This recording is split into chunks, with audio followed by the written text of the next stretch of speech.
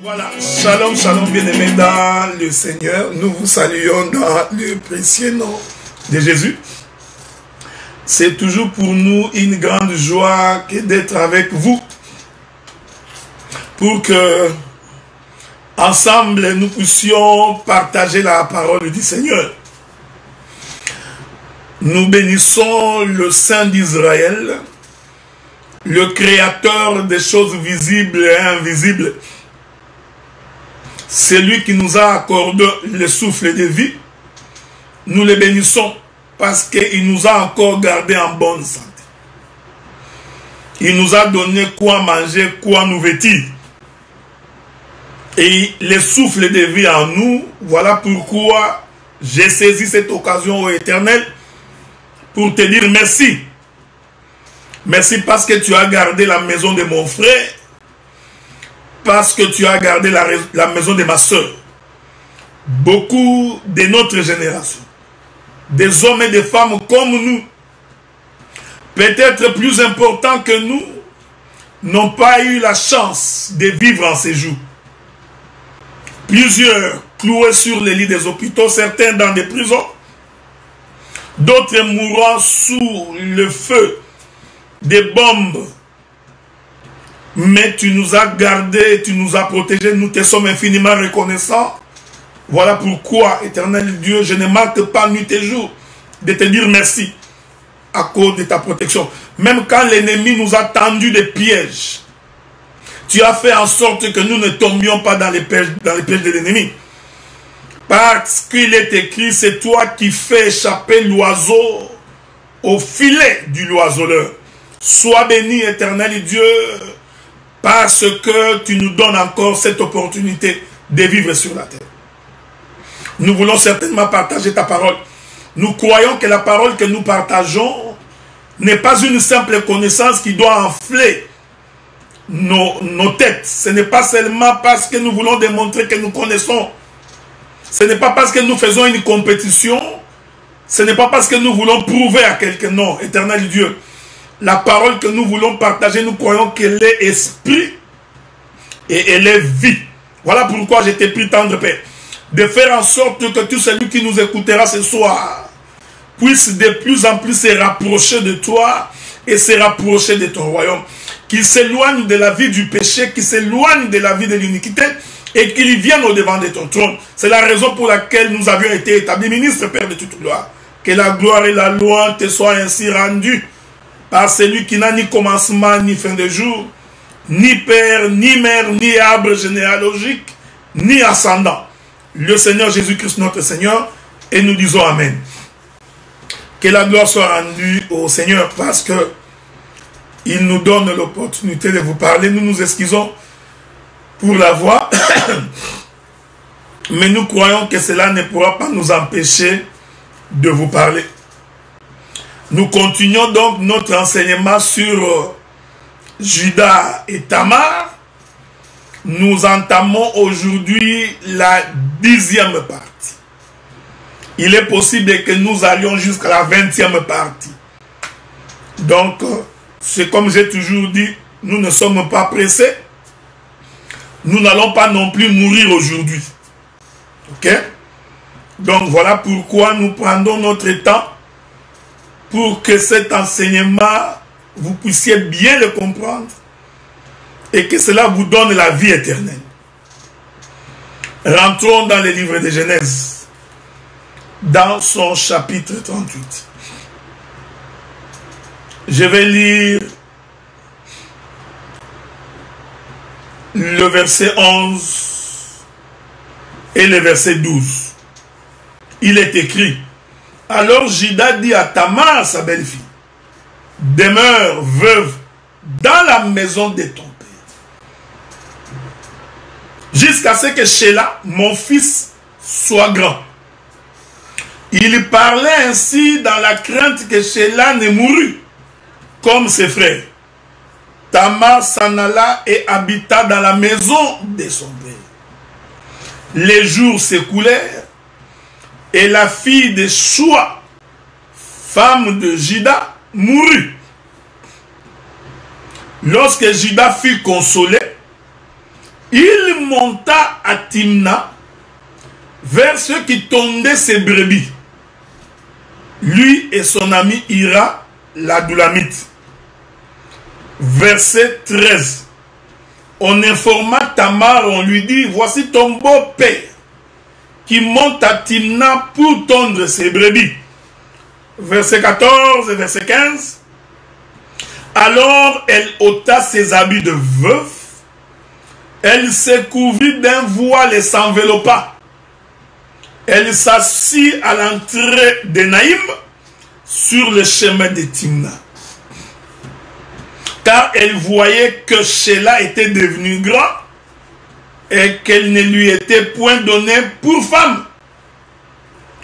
Juda la vit et l'a pris pour une prostituée parce qu'elle avait couvert son visage. Que le Seigneur bénisse la lecture de l'Écriture. Mais c'est comme j'ai toujours dit, il ne suffit pas de lire l'Écriture. Parce que l'Écriture a une intelligence. Donc la question ici, ce n'est pas de lire ou de répéter. Je vous ai toujours dit que la question ici, ce n'est pas de dire il est écrit. Non, non, non, non. La question, c'est de trouver l'intelligence de l'Écriture. C'est ça l'œuvre ministérielle. L'œuvre ministérielle, c'est justement cette capacité que Dieu a donnée à certains de lire, de comprendre, d'expliquer, d'interpréter l'Écriture. Donc, cette histoire qui concerne Juda et Tamar cache la pensée de Dieu. Elle cache les mystères du royaume. Et il faudrait que lorsque nous sommes en train d'expliquer ces choses, que vous soyez à même de comprendre la pensée. Et une fois que vous comprenez cette pensée de l'Écriture, ça vous permet de vous rapprocher auprès de Dieu et en même temps de vous éloigner du monde. Parce qu'en fait, lorsque nous nous approchons de Dieu, en réalité, nous nous éloignons du monde. S'approcher de Dieu, c'est tout un processus. C'est toute une démarche. Et si vous comprenez ça, c'est pourquoi j'ai toujours insisté pour dire, pour que l'on sache que tu es un enfant de Dieu, il faut que dans ton comportement, dans ta manière d'être, dans ta réflexion et dans ton raisonnement, même dans tes sentiments, que tes sentiments soient sains, que tes sentiments soient nobles. Il ne faut pas faire des calculs politiciens. Il ne faut pas être rusé comme les renards. Non. Il faudrait vraiment que l'homme soit transformé pour que tout ce qu'il fait, tout acte qu'il pose, que cela soit des actes posés comme un homme converti et transformé. C'est la raison d'être au ministère. Nous n'avons pas autre chose. Nous vous prêchons pour que vous vous approchiez de Dieu, que vous vous éloignez de la vie de l'iniquité. Et quand quelqu'un a le Saint-Esprit, le Saint-Esprit qui vient avec tous les dons, parce que le Saint-Esprit lui-même vient avec tous les dons, doit aussi créer en toi de la sagesse, de l'intelligence, le discernement et la compréhension. C'est très important. Vous savez, aujourd'hui, dans cet évangile, beaucoup commencent à ignorer les desseins de Dieu. Non, les desseins du diable. Beaucoup ignorent que le diable aussi a ses desseins. Je vais vous lire cette écriture-là. Il ne faut jamais oublier que le diable, lui aussi, il fait des plans sur la vie des enfants de Dieu. C'est pourquoi il y a certaines choses, il ne faudrait pas toujours le voir avec l'œil humain. Il faut avoir l'esprit de discernement. C'est très important. Je vous ai toujours dit que le diable, il ne viendra pas tout noir avec des cornes, parce que s'il vient de cette manière, tu vas fuir. Ok? Donc le diable, il vient de façon dissimulée. Quelle écriture que j'ai cherchée pour vous? Attendez. Souffrez. Je voudrais bien trouver cette écriture-là. Hein, donc, c'est l'apôtre Paul qui en parle. L'apôtre Paul dit, souffrez, hein, je suis en train de chercher l'écriture-là pour une bonne compréhension. Hein, donc, attendez. Si je ne trouve pas, c'est pas grave, on va continuer. Attendez. Il dit quoi?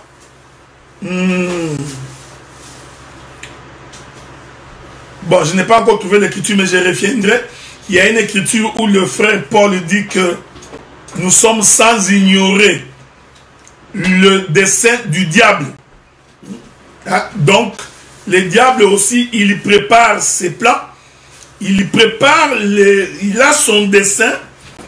Il a son projet pour te faire tomber. Alors, il faudra avoir l'esprit de discernement pour ne pas tomber dans les pièges de l'ennemi. C'est très important. Donc, je voudrais te dire que les démons existent. Les sorciers existent, frère. Il ne faut jamais oublier ça.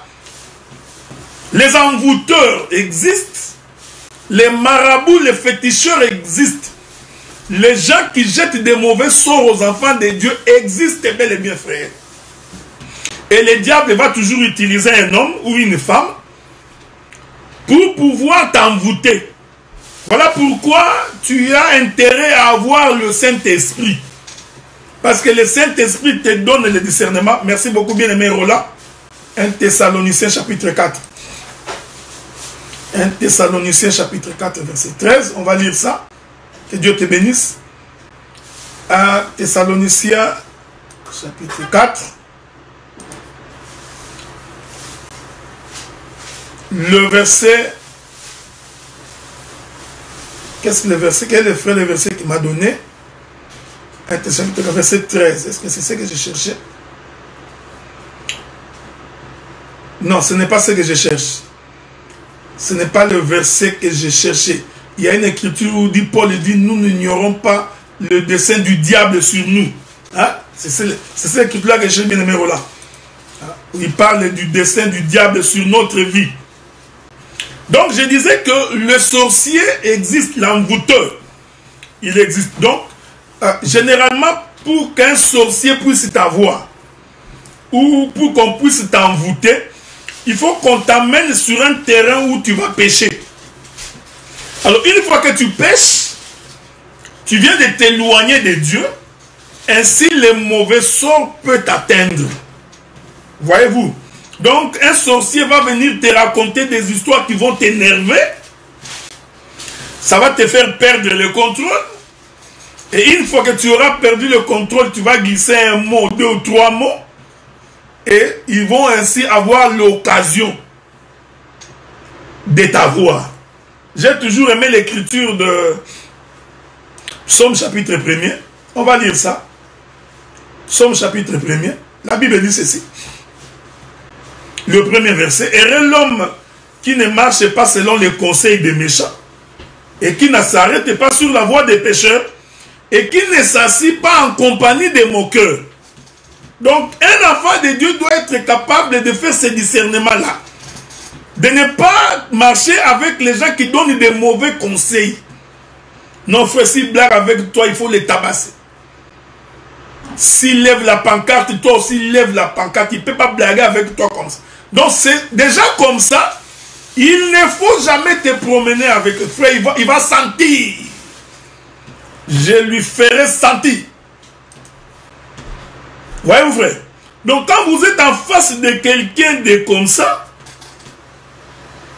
il faut faire attention. Ce sont des mauvais conseillers. Donc, le Saint-Esprit doit t'apprendre à ne pas te promener avec des gens comme ça. Ne marche pas, frère. Même si c'est ton frère dans la chair, même si c'est un frère en Christ ou une sœur en Christ, quand tu connais qu'il donne toujours des mauvais conseils. Des gens qui adorent créer des discussions tout le temps, faire des problèmes. Des gens comme ça, il faudrait les éviter. La Bible dit, il continue, qui ne s'arrête pas sur la voie des pécheurs. Non. Ne sois pas ami d'un homme qui ne vit que dans les péchés. Est-ce que vous comprenez ce que nous disons? Il ne faut jamais être ami des gens comme ça. Parce qu'il va t'entraîner dans le péché. Et qui ne s'assit pas en compagnie de moqueurs. Frère, la moquerie est une mauvaise chose. Quelqu'un qui a le Saint-Esprit ne peut pas avoir un esprit moqueur. Non. Parce que celui qui se moque des autres, c'est quelqu'un qui n'a pas la compassion. Et l'Écriture t'interdit de t'asseoir avec des gens comme ça. Quand je dis s'asseoir, ça veut dire que tu mets ta chaise, vous passez votre temps à vous moquer des autres. Non, non. C'est mauvais. C'est pourquoi, frère, vous avez remarqué. Quand on est prédicateur de l'évangile, ministre de la parole, il faudrait éviter d'être dans des causeries, des fois qui n'édifient pas. Nous avons vu des prédicateurs, dès qu'on parle des conflits, il est dans la causerie. On parle de la politique, il est dans la causerie. On parle de... Il est dans toutes les causeries. Non! Non, bien aimé. Donc, le ministre, c'est celui qui prend son temps dans la méditation des Écritures et qui passe aussi son temps dans la prière. Est-ce que vous comprenez ce que c'est très important. Cette exhortation-là, je vous la donne pour que vous sachiez comment vous tenir dans la maison du Seigneur. C'est très important. Bien-aimé Roland, je te bénis, mon frère. Sois béni. 2 Corinthiens chapitre 2, verset 11. Là, tu viens de surclasser le bien-aimé Marcus. Donc, allons-y. 2 Corinthiens chapitre 2, verset 11. 2 Corinthiens chapitre 2, verset 11. Je vous ai toujours dit que je connais les versets, mais moi, je n'ai pas l'habitude de bloquer les versets. En tout cas, je ne suis pas un bloqueur de versets. Ok? Donc, je ne bloque pas les versets. Et puis, quand je commence l'enseignement, je n'ai pas de versets alignés. Je n'ai pas un bout de papier où j'écris, je vais commencer ici. Non, non. Il faut lire la Bible régulièrement. Prie. Demande l'aide du Saint-Esprit. Tu vas t'en sortir. Ok? Donc, ne sois pas comme les pasteurs. Il a un bout de papier, il a écrit 23 versets, 25 versets. Et quand il prêche, il veut finir tous les 23 versets. S'il n'a pas fini, il va dire un mot, il saute. Hein? Exode chapitre 2. Il est écrit. Il saute encore. Il veut finir tous les 33 versets. Non, non, non. Avec un ou deux versets, on peut faire un enseignement. Toute une prédication. Je vais 2 Corinthiens chapitre 2 à partir du verset 10. Je lis 10 et 11. Or, à qui vous pardonnerez, je pardonne aussi. Et à ceux que j'ai pardonné, si j'ai pardonné quelque chose, c'est à cause de vous, en présence de Christ. Paul dit, afin de ne pas laisser à Satan l'avantage sur nous, car nous n'ignorons pas ses desseins. Lorsque je ferai l'émission mardi sur le pardon de mon bien-aimé le pasteur Marcel Makoloko Tambola, nous parlerons de ces Écritures. Donc le diable, lui, il a aussi des desseins, des projets sur nous. Et vous devez savoir que le projet du diable, c'est toujours pour détruire, diviser, égorger. Le diable ne vient jamais pour construire. Maintenant, remarquez. Je vous avais dit que lorsque Onan est mort, Dieu tua Onan. Judas fait donc la promesse à Tamar. Il dit à Tamar, écoutez, nous allons attendre que Sheila puisse grandir. Ensuite, il deviendra ton mari. Mais vous savez, mais Tamar, là, il exagère. Il a pris le grand frère, l'aîné. Il prend le deuxième. Il attend même le cadet le plus petit. Il attend qu'il puisse grandir. Donc, en d'autres termes, observons ces choses. Donc, si on compare par rapport à l'âge, donc nous comprenons que Tamar devait être plus âgée que Tamar. Non, Tamar devait être plus âgée que Sheila. Donc, Sheila ici, c'est un homme, ce n'est pas une femme, ok? Ne réfléchis pas en français. Sheila, c'est le nom d'une femme. Non. Est-ce que vous comprenez? Donc, logiquement, donc Sheila devait être le Mario de Tamar. Est-ce que vous comprenez ce que nous disons? Donc Sheila était un petit qui devait d'abord grandir pour prendre Tamar. J'aime la Bible. C'est pourquoi je vous ai toujours dit, la Bible, ce n'est pas le livre de Kalao. Ce n'est pas Tintin au Beyrouth. Ou à Beyrouth, non. Ce n'est pas Tintin au Congo. Donc ici, ça semble ne pas marcher parce que si nous étions à cette époque ici, on allait arrêter Tamar. Parce que Tamar, au lieu de se trouver un autre mari, elle est en train d'attendre un mineur. Un enfant. Donc Sheila était pour Tamar comme Mario. Oh, cette chose est contraire à la doctrine. Vous me suivez, frère? Je vous ai toujours dit, l'homme doit être plus âgé que la femme. Ok? C'est très important. Toi, ma soeur, quand un homme vient te draguer, pose-lui la question, quel est ton âge? Demande quel est son âge. Dès que tu te rends compte qu'il est moins âgé, abandonne. Ne progresse même pas. Donc, l'homme doit être plus âgé que la femme. C'est très important. Donc, j'ai dit, prophétiquement, ça s'explique. Doctrinalement aussi, ça s'explique.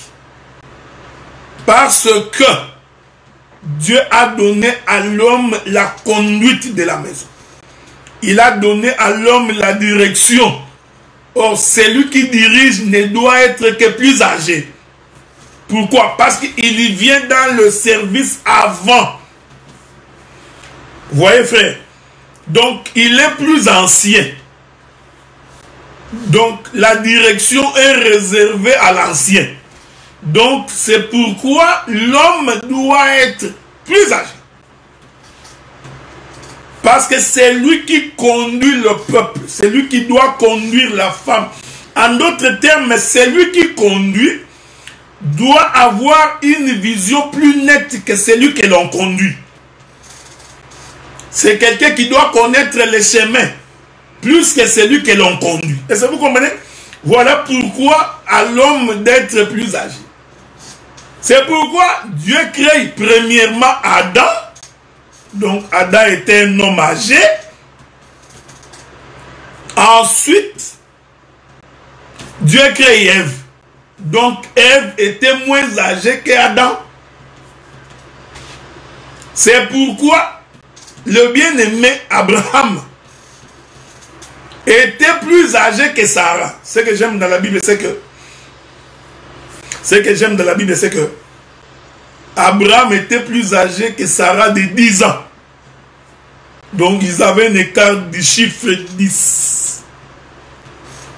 Prophétiquement, c'est tout un mystère. Vous comprenez? J'aime ça.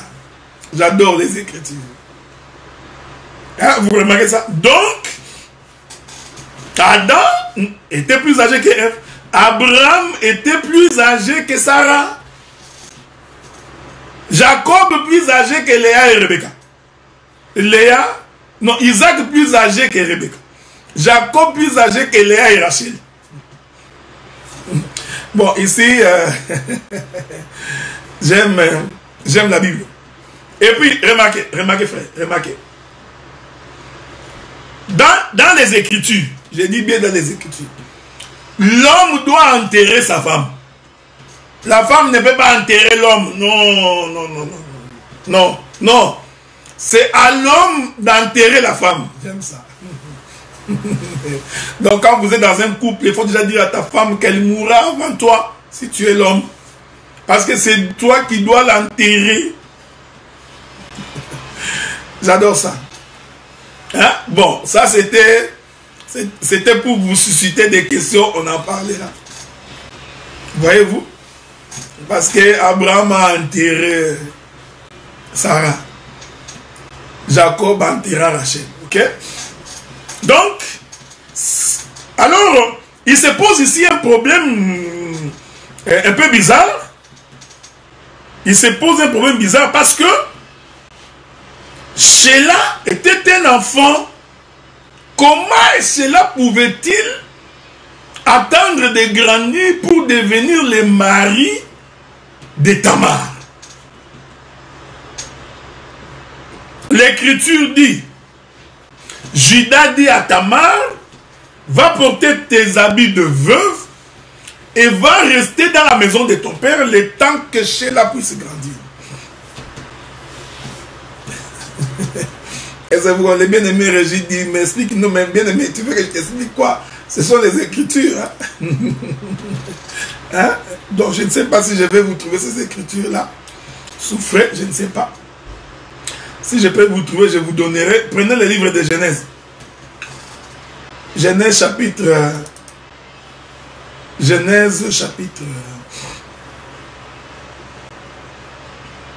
23. Genèse chapitre 23.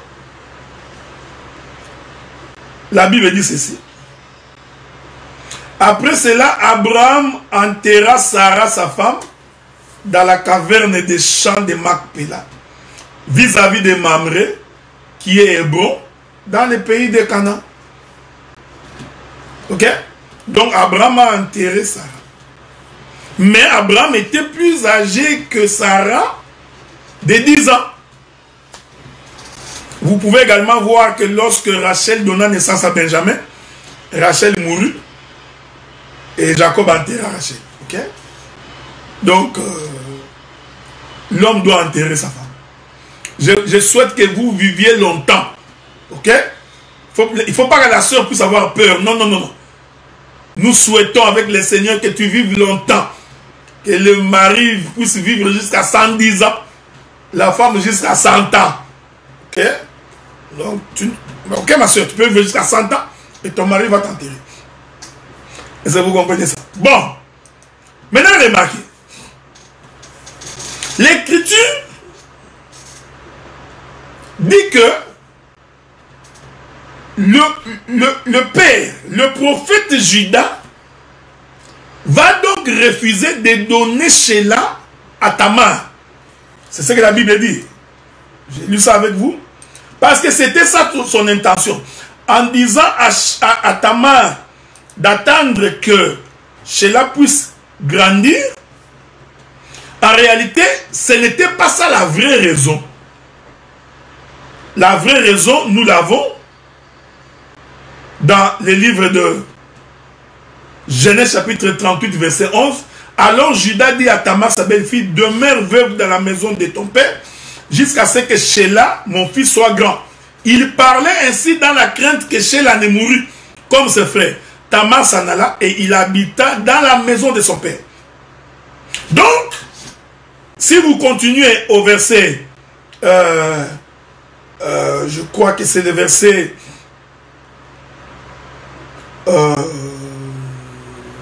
prenons le verset 12, non, verset 14. Alors elle ôta ses habits de veuve, elle se couvrit d'un voile et s'enveloppa. Elle s'assit à l'entrée de Naïm sur le chemin de Timna, car elle voyait que Sheila était devenu grand et qu'elle ne lui était point donnée pour femme. Donc même Tamar a compris qu'en réalité Judas avait refusé de donner son fils pour qu'il devienne le mari de Tamar. Donc maintenant la prophétie que nous voulons expliquer, c'est le refus de Judas de ne pas donner Sheila à Tamar. Nous sommes toujours dans l'enseignement. C'est pourquoi quand nous avançons, il ne faut pas oublier ce que nous nous sommes dit. J'ai expliqué de plusieurs manières qui est Tamar. Il ne faut pas oublier ça. J'ai expliqué Tamar tantôt comme Israël, tantôt comme l'Église. Maintenant, ici dans le refus, c'est-à-dire quand Judas refuse de donner à Tamar Sheila, cela suppose en d'autres termes, Judas refuse à Tamar la sémence. Parce que le mari vient donc apporter à la femme la sémence. Donc refuser Sheila à Tamar, en d'autres termes, c'est refuser à Tamar la sémence. Je répète ça pour que vous compreniez bien lorsque nous allons prendre de l'altitude. Refuser à Sheila, à Tamar Sheila, c'est en d'autres termes lui refuser un mari. Oh, refuser à une femme un mari, c'est lui refuser la sémence, c'est lui refuser la vie, c'est lui refuser la direction de la maison. Est-ce que vous comprenez ça? Donc, ici, vous comprenez que Judas prend donc la position du père qui refuse de donner son fils à Tamar. Donc, Sheila ici, il représente le fils refusé. J'insiste. Donc, c'est le fils du père refusé. Refusé à qui? Refusé à Tamar. Donc, il a privé Tamar de son fils.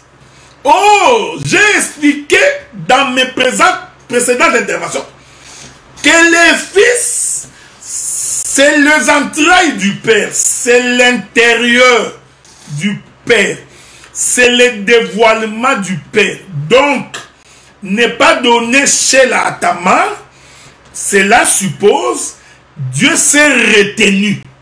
Est-ce que vous comprenez?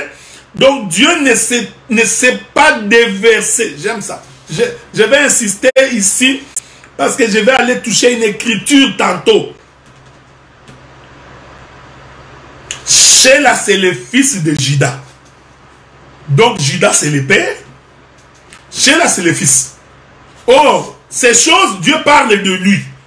Donc, en d'autres termes, Dieu s'identifie à Judas. Donc, Judas devient donc l'image de Dieu. Sheila, qui est son troisième fils, le fils de Judas, représente donc le fils de Dieu. Donc, le fils de Dieu ici, vous comprenez que Sheila représente le Seigneur Jésus-Christ. Donc, refuser de donner Sheila à Tamar nous enseigne que Dieu a refusé de donner à Tamar le Seigneur Jésus-Christ. Donc ici, vous allez vite comprendre que Tamar va représenter la maison d'Israël. Je vais prendre quelques témoins des Écritures. Souvenez-vous de tout ce que je vous ai dit parce que moi je suis dans ma ligne de conduite. Je vous avais expliqué que le Fils, c'est la pluie. Le Fils, c'est la parole. Vous vous souvenez de cela? J'avais dit ça le samedi passé. Le Fils, c'est une pluie. Le Fils, c'est la parole. J'aime ça. Je vais vous donner cette écriture-là après. Ok? Lisons maintenant 2 ou 3 témoins pour que nous nous fassions comprendre. C'est le Seigneur qui parle, je crois, avec Gédéon. Je vais trouver cette écriture-là. Nous sommes dans le livre des Juges. Nous prenons le livre des Juges dans son chapitre 6. Juges chapitre 6.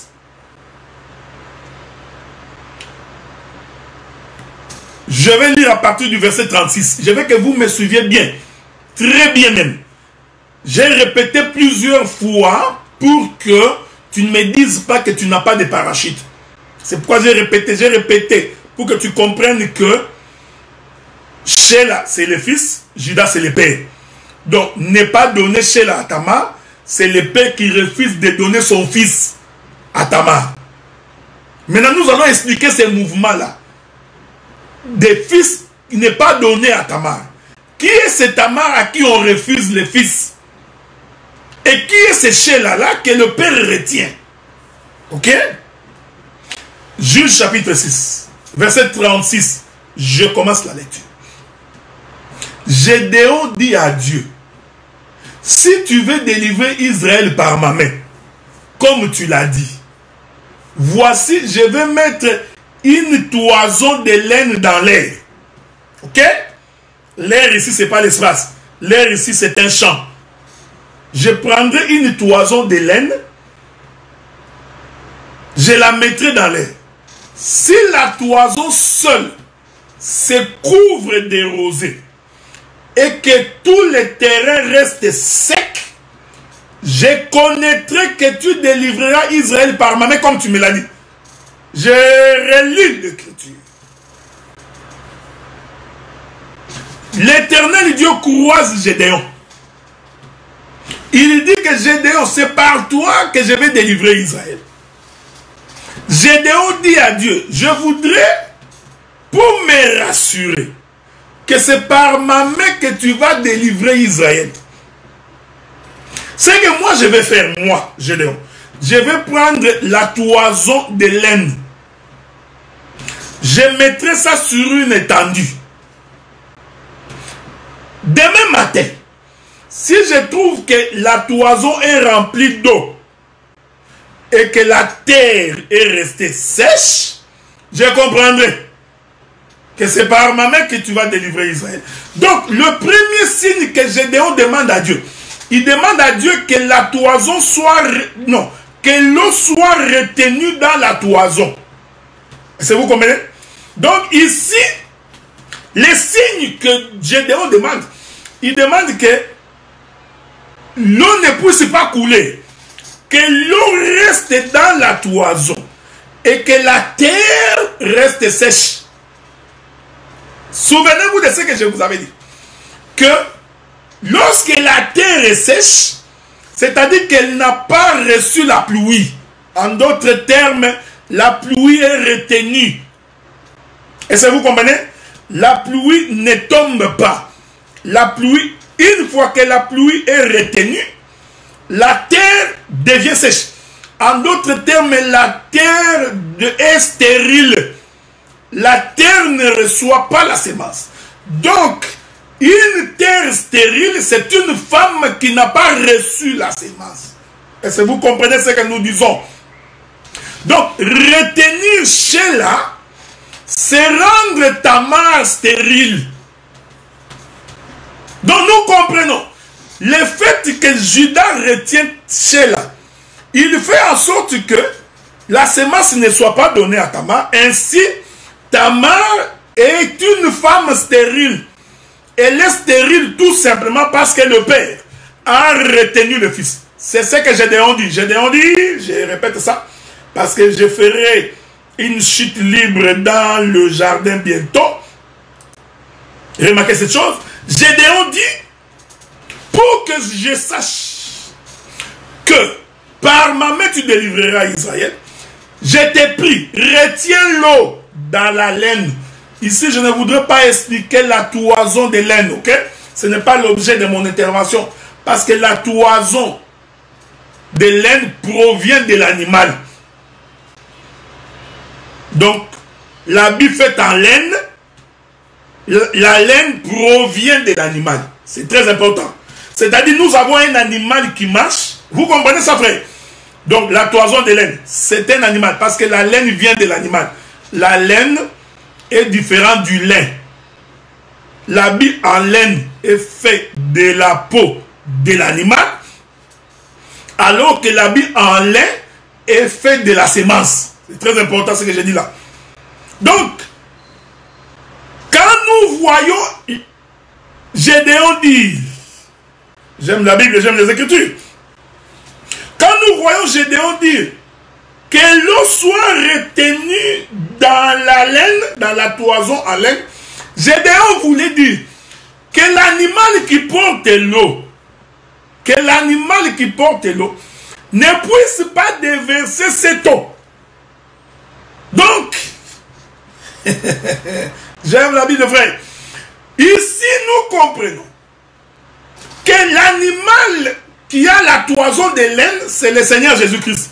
Les jours où il vient pour se faire baptiser, Jean-Baptiste regarde, il dit, voici l'agneau. Donc Jean-Baptiste a vu l'agneau, il a vu un animal, il a vu la laine. Est-ce que vous comprenez ce que nous disons? il a vu la laine. Il dit, voici l'agneau de Dieu qui ôte les péchés du monde. J'aime le prophète Jean-Baptiste. Parce que cet homme de Jean-Baptiste, c'est un collègue qui marche avec nous dans la JBCL.